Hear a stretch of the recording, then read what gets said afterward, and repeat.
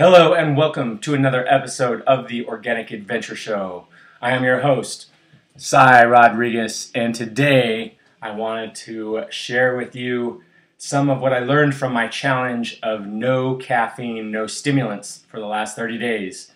And I wanted to hear from you folks too. If you did your challenge, what was your challenge? How did it go? What did you learn? So, the no caffeine challenge ended yesterday. I started it on the 24th of January and it ended on the 22nd of February. That was a full 30 days, so yesterday.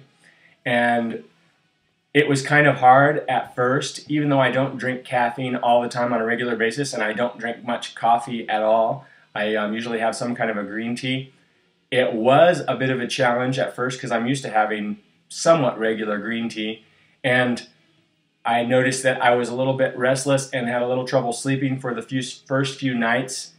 And then my body started to relax more and I started to feel more grounded and more together, which the way I would describe that is when I have caffeine on a consistent basis, I tend to be more airy and kind of dry. My body feels a little bit like lighter and drier. And when I feel that way, I feel a little bit more irritable, and I'm a little bit more quick to respond in a negative way, as well as maybe a positive way. But the whole experience overall feels like it really balanced my body out, and I don't miss any kind of caffeine. And I don't know if I'm going to have any sometime soon or not. I feel really good that I haven't had it for a while, so I'm happy about that. And I may just continue on with that for a while. But that's what's nice about these 30-day challenges.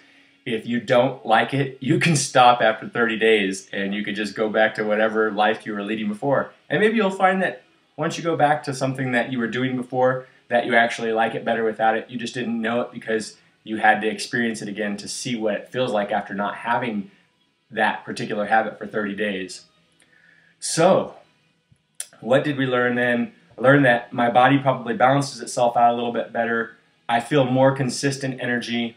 I feel like I fall asleep easier when the time comes at night when I usually would start to feel tired. I feel more like I want to go to bed, which I'm happy about because I like to be able to get a good sleep. And next, I have another 30-day challenge, and so I'm challenging you to go ahead and make your challenge for yourself. And my challenge for the next 30 days is going to be to get up at the same time every morning or earlier. So I'm going to set my alarm for a certain time in the morning, and if I wake up before that, that's fine. But once that alarm goes off, I'm just going to get right up. And that's the key, is I'm going to get right up. I'm not going to stay in the bed. I'm not going to think about life and wonder, when I'm going to get up or how I'm going to get up. I'm just going to get up. And the reason I'm doing this is because it has been a challenge for me to go to bed early enough at night. When I get excited and I start to do something, a lot of times I just want to stay up and then I'll sleep in until whenever I feel like I slept enough. And I don't feel like that really is a good habit for me, and I don't really like sleeping in. Although I do like the feeling of being in bed and getting rest, I don't like that feeling of sleeping in when I could be up doing some other things. So I want to shift it around and make the time when I'm doing those things I would be doing at night be more in the morning. So for the next 30 days, I'm going to get up at my specific time.